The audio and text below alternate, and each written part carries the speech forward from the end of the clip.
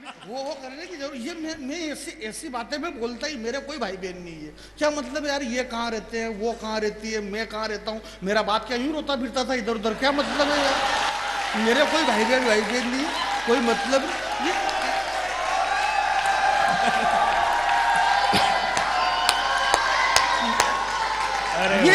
ये सबसे बड़ा झूठ यही बोला जा रहा। भगवान महावीर स्वामी के सिद्धांत को आप सिर्फ एक बार पढ़ लो, बहुत छोटा सा सिद्धांत है सर। आप तो बहुत पढ़े लिखे विद्वान लोग हैं, हमारे सर बैठे हुए हैं, प्रोफेसर है, पढ़ाते हैं गजल के, मैं तो पढ़ा लिखा नहीं हूँ। हालांकि सारे मुकेश भाई मैनेजमेंट के प्रोफेसर हैं, सर लेक्चरर हैं, रमेश जी बैरागी जी ये भी लेक्चर, ये सारे पढ़े लिखे हैं, खाली मैं ही पढ़ा लिखा नहीं हूँ। क्या बात क्या है, मैं इसलिए पढ़ा लिखा नहीं कि आप पढ़े लिखे हो, तो आपने क्या कर लिया? अरे वाह भाई, आपने क्या कर लिया? आप भी कर तो वही रहे जो मैं कर रहा हूं, और कई बार आपसे अच्छा कर लेता हूं, क्या मतलब रहा? ज्यादा पढ़े लिखे कोई जरूरत नहीं इस दुनिया में, आदमी को पढ़ा लिखा होना जरूरी नहीं है। मनोज भाई, मैं एक बात कह रहा हूं, विजय भाई, जरूरी नहीं आदमी का पढ़ा लिखा, आदमी शिक्षित हो। मुकेश भाई, आदमी का शिक्षित होना जरूरी नहीं है, शिक्षित हो अच्छी बात है, परंतु शिक्षित के साथ साथ में आदमी का दीक्षित होना भी जरूरी है। क्या बात है, वाह जानी भैया वाह, जिंदाबाद। और आदमी का दीक्षित होना, इसीलिए दीक्षा महोत्सव जैसे बड़े बड़े लाखों करोड़ों रुपए लोग क्या यूं ही बिगाड़ रहे मेरे भाई। धरती का जिसने बनाया बिछोना, अंबर को जिसने ओढ़ा। आदमी का दीक्षित के साथ शिक्षित के साथ दीक्षित होना क्यों जरूरी है? धरती का जिसने बनाया बिछोना, अंबर को जिसने ओढ़ा, दशो दिशाएं भी जिसने आवरण। सुनिएगा, मैं कविता सुना रहा हूं आपको, मुझे एक बड़े शायर का शेर याद आ रहा है, शेर बहुत अच्छा, जरा एक बार ताली बजाइए। बस वो शेर ये है कि मैं उसको जरा भूल गया हूं, परंतु शेर अच्छा था ये। एक कविता सुनिएगा आप, नई कविता मेरी इन दिनों की, बहुत प्यारी कविता है, अच्छी कविता लिखी मैंने। आप लोगों ने मुझे पहले भी सुना होगा, यूट्यूब वगैरह पे आप अक्सर सुनते रहते हैं। यूट्यूब पे सुनने में और यहाँ पे सुनने में फ़र्क क्या पता है आपको? मुकेश भाई भी कहते हैं, बोले यार ये बंद कर देना भैया, इसको रिकॉर्ड, नौकार चैनल से है क्या, दिल्ली से? ये जीसीबी से आप इसकी हमारी रिकॉर्डिंग करना हो, क्योंकि यूट्यूब पे लोग सुन लेते हैं। मुकेश भाई ने भी कहा यार, बोले यार जानी भाई, इतने सारे डाल रखे हैं यूट्यूब पे कि आदमी जब जाता है कभी, इसके पहले पेम्पलेट बैनर में नाम देख लेता, बोले कौन कौन कभी आ रहा है, मुकेश मोलवा आ रहा है, सटाक से सर्च करेगा मुकेश, अब दिन भर मुकेश मोलवा कोई सुन रहा है। पर इतना अपने को बिल्कुल भी मुकेश भाई लोड नहीं लेना है, यूट्यूब पे सुनने से कोई फर्क नहीं पड़ता है, क्योंकि यूट्यूब पे आदमी सुन करके हंस सकता है, ताली नहीं बजा सकता अकेला घर में। ताली नहीं बजाएंगे, क्या बड़ी बात है ना। तो पर बाकी फिर भी ये मत बनाना कैसेट, कोई मतलब नहीं, क्योंकि बोल हम रहे हैं और पैसा साले कैसेट बनाने वाले ले रहे हैं यार हमारा नाम पे। तो सारी नाटक की बातें भोगटी बे, तो ऐसी बेरागी आदमी। देखो मेरे को तो क्या है कि हमारे जो पिताजी थे, आप जानते होंगे मेरे पिताजी को, नहीं जानते हो तो भी आप हाँ कर लो, ताकि अपनी कौमी एकता बनी रहे कि एक बैरागी दूसरे बैरागी को जानता है। और हालांकि आपके नहीं जानने का रोल ही नहीं, मेरे पिताजी 20 साल पहले ही चले गए इस दुनिया से। मेरे मंदिर की पूजा करते थे वो सर, है ना। मंदिर की पूजा इसलिए करते थे कि पढ़े लिखे नहीं थे तो पूजा करते थे। सामान्य सी बात है, इसमें हंसने की जरूरत नहीं, मंदिर की पूजा करना है में फायदा है मेरे भाई। तो एक बार मेरे पिताजी जा रहे, हाथ में बाल्टी थी आटे की, गांव में आटा मांग करके जीवन व्यापन करते थे। कॉन्फिडेंस का नाम ही सब पूछे मेरे दोस्त। तो किसी आदमी ने उनको एक कटोरी खीर दे दी, बोले पंडित जी खीर ले लो। अब पिताजी बड़ा खुश हुए, बोले आज तो खीर खाने को मिलेगी यार। अब वो एक हाथ में कटोरी और एक हाथ में वो बाल्टी, और वो गए और एक चबूतरे के ऊपर उन्होंने रख दी और जनोई निकाली, उन्होंने जनोई चढ़ाई और उनको थोड़ी प्रॉब्लम, वो चले गए उधर। अब वो जैसे ही जनोई अंदर गए बाथरूम में, तब तक एक कुत्ता आया गया और उस कुत्ते ने वो खीर झूठी कर दी। अब हमारे पिताजी आए, उन्होंने जैसे ही कटोरी उठाई तो हमारी दादी जी ने ये सारी बातें देख ली। उन्होंने कहा, बोले खीर को हाथ मत लगाना। बोले क्यों? बोले इसको झूठी कर दी। बोले किसने झूठी कर दी? बोले कुत्ते ने। बोले कौन सा कुत्ता? बोले काला कुत्ता। अब अपना कॉन्फिडेंस ये था कि अपने वो खीर खाना है। बोले कौन सा कुत्ता? बोले काला कुत्ता। पिताजी ने कहा, बोले काला कुत्ता सदा उत्तम। भाई हमने वो खीर ही खाना है, नहीं तो क्या मतलब कुत्ते से। कुत्ता कोई सा भी हो, बोले काला कुत्ता सदा उत्तम। दादी जी ने कहा बोले कुत्ता सफेद था, बोले सफेद कुत्ता और भी ज्यादा उत्तम। बोले क्या बात कर रहे हो, बोले आज तो देश काल में सफेद कुत्ते ज्यादा उत्तम चल रहे हैं, कालों के तो बेचारों की बखत ही नहीं, सफेद वालों की ज्यादा बखत चल रही है देश के अंदर। ये बात ये नहीं है, बात ये इस देश के अंदर जो जिसके पास में जितना काम है इतना बता रहे हैं। हमारे भाई बता रहे थे, बोले पॉलिटिक्स में ऐसी ऐसी स्थिति हो गई, 130 करोड़ लोगों ने जो भी डिसीजन लिया है सर, पूरा डिसीजन ईमानदारी से लिया गया है। हमने 10 साल से एक डॉक्टर को प्रधानमंत्री बना करके रखा है। मनमोहन सिंह जी अर्थशास्त्री थे, डॉक्टर थे, डॉक्टर होने के बाद भी उन्होंने 10 साल में एक इंजेक्शन तक नहीं लगाया। चाय बेचने वाले को प्रधानमंत्री बना दिया। अब उस चाय बेचने वाले ने दिया धड़ाधड़ ऑपरेशन पे ऑपरेशन, ऑपरेशन पे ऑपरेशन। अब अगर चाय बेचने वाला ऑपरेशन करेगा तो टांके तो गलत सुलत आ ही सकते हैं। ये लोगों के टांके गलत आ गए और कुछ नहीं, इसलिए चिल्ला रहे हैं। भाई ये लाल बहादुर शास्त्री जी, विपक्ष के पास में कोई जवाब नहीं है और भाई सब अपने अपने हिसाब से काम कर रहे हैं। वाह भाई वाह, बहुत शानदार बेटा, बहुत बढ़िया।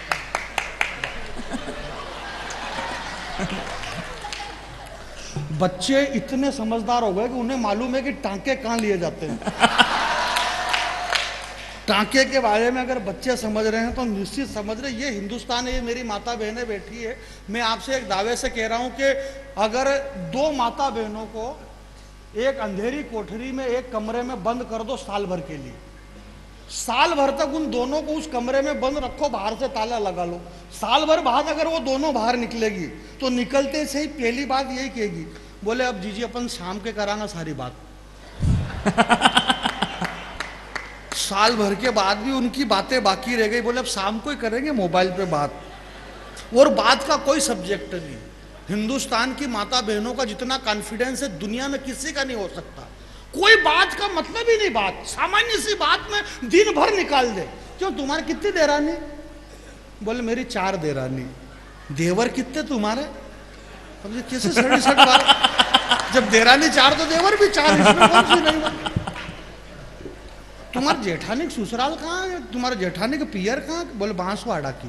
बांसवाड़ा की, पोरवाल है को ओसवाल, बोले को तेरा पंथी, बोले हाँ। कितने छोरे जेठानी के, बोले एक छोरी और एक छोरा, ऑपरेशन करा लिया बड़ा। कोई मतलब नहीं उस बात से, खाली टाइम पास करना। और ये टाइम पास हमारे हिंदुस्तान के अंदर ही होता है। अभी पिछले दिनों विपक्ष ने कहा बोले यार मोदी जी जब देखो तब विदेश में घूम रहे, जब देखो तब विदेश में घूम रहे। अब उन लोगों को ये पता ही नहीं कि अगला आदमी देश में भी क्या करे। भाई अगले की जरूरत ही नहीं यहाँ पे, वो जहां वहीं से अपना काम कर रहा। परंतु वो तो आप बहुत बड़े अच्छे बुद्धिजीवी लोग बैठे हुए। मैं एक बात कहना चाहता हूं, कभी शास्त्री जी ने कहा, लाल बहादुर शास्त्री जी ने, जय जवान जय किसान। यह हिंदुस्तान उन जवानों का है, यह हिंदुस्तान उन किसानों का है मेरे दोस्त। और अगर एक किसान अपने खेत में बहुत महत्वपूर्ण और कीमती फसल बोना चाहता है तो उस खेत के चारों तरफ एक मजबूत बागड़ पहले लगाएगा। अगले आदमी को मालूम था कि काम बड़ा करना है तो पूरी दुनिया में घूम घूम के अगले आदमी ने बस बागड़ ही तो लगा रहा था वो। और ये जब पुलवामा में अटैक हुआ तब जाकर के 22 राष्ट्र हमारे साथ में खड़े हो गए। जिंदाबाद जिंदाबाद जिंदाबाद। ये हमारे यार, हमारी जड़ें बहुत गहरी है मेरे भाई, हमारी जड़ें इतनी कमजोर नहीं है। ये मेरी माता बहनें बैठी है, परंतु हमारी समस्या ये है कि हमारी शक्ति की सही जगह नहीं लग रही है। हम कहाँ हमारी ताकत को लगा रहे हैं। ऐश्वर्या राय, युक्ता मुखी, लारा दत्ता और प्रियंका चोपड़ा, क्या गजब का बनाया मालिक ने तुम्हारा थोबड़ा। तुम सबके सब विश्व सुंदरी का खिताब जीती, पर सही सही बताना तुम्हारे साथ क्या क्या बीती। हमारी भारतीय संस्कृति में कहावत थी, खाना खजाना और जनाना किसी को नहीं बताना। खाना खजाना और जनाना किसी को नहीं बताना। खाना अपन ऑलरेडी खड़े खड़े खा रहे हैं, खजाना है ही नहीं जो बताए। और जनाना यानी भारतीय नारियां रैंप पे चल रही है, प्रदर्शन विश्व सुंदरी देह प्रदर्शन कि मैं तेरे से ज्यादा सुंदर। आरुषि जी ये बता रही है भारतीय नारी कि मैं तेरे से ज्यादा सुंदर। स्थिति देश में जैन साहब ये हो गई कि अगर आदमी बहुत ज्यादा पैसे वाला है तो उसको ये बताना है कि मैं पैसे वाला हूं। इस बात के लिए भी उसको पैसा खर्च करना पड़ेगा। क्या व्यंग है, वाह। मैं पैसे वाला हूं इस बात को बताने के लिए भी उससे पैसा खर्च करना पड़ेगा। इस दीवार पे विज्ञापन नहीं लिखना है, यह बात कहने के लिए भी दीवार पे विज्ञापन लिखना पड़ेगा कि यहां लिखना मना है। ऐश्वर्या राय, युक्ता मुखी, लारा दत्ता और प्रियंका चोपड़ा, तुम सबके सब विश्व सुंदरी का खिताब जीती, पर सही सही बताना तुम्हारे साथ क्या क्या बीती। विश्व सुंदरी ऐसे ही बन गई क्या? तुम सब के सब विश्व सुंदरी का खिताब जीती, पर सही सही बताना तुम्हारे साथ क्या क्या बीती। अरे ऐश्वर्या राय, तूने सिर्फ सुंदरी शब्द चुना है, विश्व सुंदरी का नाम तेरे बाप ने भी नहीं सुना है। विश्व सुंदरी का नाम सुनेगा तो अपने आप को भूल जाएगी, और विश्व सुंदरी का चरित्र सुनेगा तो तेरी आंखें खुल जाएगी। विश्व सुंदरी बनने के लिए जमाने से जूझना पड़ता है, और विश्व सुंदरी बनने के लिए धधकते अंगारों पे कूदना पड़ता है। विश्व सुंदरी तो वो चित्तौड़ की महारानी पद्मिनी थी, जिसकी सुंदरता के आगे आईना तक टूट गया था और पानी में चेहरा देखा था अलाउद्दीन खिलजी। जिंदाबाद जिंदाबाद। तुम काहे की विश्व सुंदरी हो? तुम तो सिर्फ विदेशी कंपनियों के इशारे पे नाचने वाली बंदरी हो। और दौर चला जब संस्कार और संस्कृति को पैरों तले रोनने का, तो मैंने पत्नी से कहा कि एक काम करो, तुम भी इस प्रतियोगिता में ट्राई करो। विशेष कोई ये कोई बात नहीं, होता रहता है, सामान्य सी बात है, ऐसा होता है। मैं भी जब तुम्हारी उम्र में था तो ऐसा ही होता था। इस उम्र में ऐसा होता है, सामान्य सी बातें, जी घबराना, खट्टी खट्टी डकारें आना, मुंह में पानी आना, खट्टी खट्टी डकार आना, जी घबराना, ये सब होता है, पेट दर्द होना, ये सब आप अच्छे डॉक्टर को बताओ। सामान्य सी बात है, ये सब होता रहता है। आइए एक 2 मिनट की छोटी सी कविता मैं सुना देता हूँ, ये सारी चीज़ें होती रहेगी। भाई इस देश के अंदर आतंकवादी हमें बम से डरा रहा है, हमको बम से डरा रहा है। उन बेवकूफ़ों को ये पता नहीं, और हम भी इस बात का इतना लोड ले रहे, बोले बम फट गए, जयपुर में बम फटा था, बेंगलोर में फटा, अब तो हालांकि कहीं फट ही नहीं रहे। पर उन आतंकवादियों को ये मालूम ही नहीं कि लोगों को इतनी प्रैक्टिस हो गई थी कि अगर 10-20 दिन तक नहीं फटे तो आदमी खुद पूछ ले, बोले उधर फटे रहे, बोले उधर तो नहीं फटे, बोले उधर फटे तो मेरे को फ़ोन करना, बहुत दिन से फटे ही नहीं रहे अब तो। अब हमको मरने की इतनी प्रैक्टिस हो गई, और हमको वो बम वाले हमें डराएंगे, आतंकवादी बम से। किसको बम से डरा रहे हैं भाई? मरने के लिए हमें डरा रहे हैं, मरने के नाम पे हमें डराया जा रहा है। जिसको मरने की प्रैक्टिस है, सैकड़ों साल पहले ये हमें दे के चले गए कि मरना क्या है, मरना क्या होता है। ये तो उन 24 तीर्थंकरों ने हमें पहले ही सिखा दिया कि मरना क्या होता है। उसको 2 कौड़ी के आतंकवाद अब हमें मरने के नाम पे डरा रहे हैं। उन बेवकूफों को ये पता नहीं कि वो किस राष्ट्र को बम से डरा रहे हैं। धन्य धन्य धरा जहां की शक्ति भक्ति और स्वाभिमान कभी बिका नहीं, और धन्य था वो शूरवीर राणा जिसकी ताकत के आगे अकबर तक टिका नहीं। क्या फौलादी सीना था उस राणा का, टकरा कर तीर सीने में टूट जाते थे, और हिनी नाता था जब चेतक तो मुगलों के छक्के छूट जाते थे। और ऐसा भगवा उड़ाया राणा ने हल्दी घाटी में कि सूर्यदेव भी छिप गए गगन पर, और आदमी तो आदमी, एक घोड़े ने जान दे दी वतन पर। जिस देश में एक चेतक घोड़ा अगर प्राणों की आहुति दे दे, जरा दोनों हाथ खड़े करके तालियां बजाइए आपके। क्या कहें, बहुत बहुत धन्यवाद। वाह वाह, रोंगटे खड़े हो गए। अभी अगर मान लो ये बात चेतक घोड़े को मालूम पड़ जाए कि मेरे मरने की पंक्ति पे पारसोला में दोनों हाथ खड़े करके ताली बजाई, तो उसकी आत्मा को कितना दुख होगा कि भाई मैं तो मर गया और ये ताली बजा रहे हैं। अपने को यही मालूम नहीं पड़ रहा है। मैं आपके बीच में समय का दान देता हूँ, मेरा समय निकाल करके मेरे प्यारे दोस्त मुकेश मोलवा जी को बहुत दिनों के बाद मैं भी सुनूंगा, काफ़ी व्यस्त। मैं तो बहुत, ये हमारे देश के तमाम बड़े कवि मनोज गुजर साहब लाफ्टर चैंपियन में भी गए थे, मैं कहीं भी नहीं गया, किसी भी चैनल पे नहीं गया। और मैं इसलिए नहीं गया क्योंकि वहाँ जाने के बाद भी जब आना तो यहीं है यहीं आना है, तो मैं फिर कहीं गया ही नहीं। तो हमें इन सारे लोगों, ये पूरे देश दुनिया में घूमते रहते हैं, दिल्ली बम्बई बेंगलोर हैदराबाद जाने कहाँ कहाँ जाते हैं। मैं तो राणा जी कहीं भी नहीं गया हूँ, मेरे घर से सीधा यहीं आया हूँ, और यहाँ से वापस मेरे घर चला जाऊँगा। नहीं अपन 10-10 20-20 दिन इधर उधर क्यों रोते फिरें, अपन इधर उधर घूमते फिरे और अपने घर के सामने फिर दूसरे घूमते फिरे, क्या मतलब है। इसलिए अपने को घर पे ही रहना है। मेरा आपसे निवेदन है कि आप घर पे रहें, सारी समस्या खत्म हो जाएगी, सारा नुकसान खत्म, कोई समस्या पैदा नहीं होगी। बस आदमी घर पे रहना सीख ले, सारी समस्याएं खत्म हो जाएगी। मैं ये कहना चाहता हूँ मेरे दोस्त के, सुनिएगा कि मैंने ये कहा है कि वो जाहिल हैं।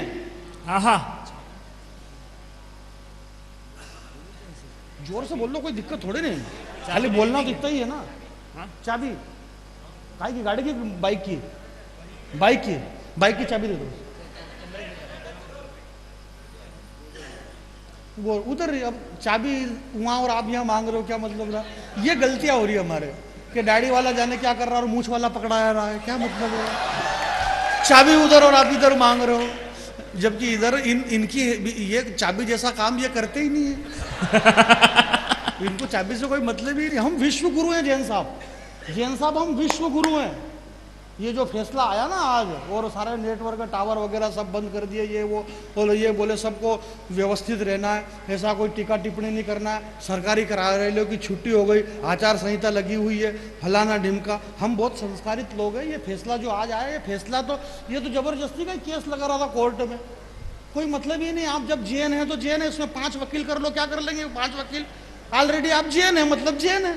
तो भगवान राम की अयोध्या, भगवान राम का मंदिर पहले से ही बनना था, जबरदस्ती के नाटक थे, कोई मतलब ही नहीं था। जबरदस्ती की आहू कर रखी थी वो, तो ऐसा होना ही नहीं था उसमें, जबरदस्ती। सामान्य सी बात है। ये हिंदू मुसलमान सारी फोगट की बातें हैं। मैं एक बात कहना चाहता हूँ, राणा साहब की उपस्थिति में कह रहा हूँ, आप पुराने टाइम के लोग हैं। आपने एक बहुत पहले एक फिल्म आई थी अमर अकबर एंथोनी, आपने देखी होगी। उसमें 3 कलाकार थे, आपके टाइम पे की बात है, बहुत पुरानी फिल्म थी। उसमें 3 कलाकार थे, एक अमिताभ बच्चन थे, एक ऋषि कपूर थे, एक विनोद खन्ना थे। उसमें एक हिंदू है, अमर हिंदू है, अकबर मुस्लिम है, एंथोनी क्रिश्चियन है, और इन तीनों का जो बाप था प्राण, उसका नाम किशन लाल। अब आप समझो कि आप हिंदू हो या मुसलमान हो या जो भी हो, बाप तो सबका एक ही और उसका नाम किशन लाल है। जब बाप ही ऑलरेडी एक है तो इतनी माथामोटी करने की क्या जरूरत है मेरे भाई? वाह, जिंदाबाद जिंदाबाद जिंदाबाद विकास भैया, वाह वाह। पता है मुट्ठी भर राख में तब्दील होना, क्या बढ़िया रमेश जी ने कहा कि पता है मुट्ठी भर राख में तब्दील होना है, तो फिर भी लोग क्या सलीके से सजा के लकड़ियां रखते हैं। बहुत बहुत धन्यवाद रमेश बैरागी जी, मैं आपका बहुत बहुत धन्यवाद ज्ञापित करता हूं। आप लोगों ने मुझे इन दर्शन के सौभाग्य दिए, और तमाम लोगों को बहुत बहुत धन्यवाद।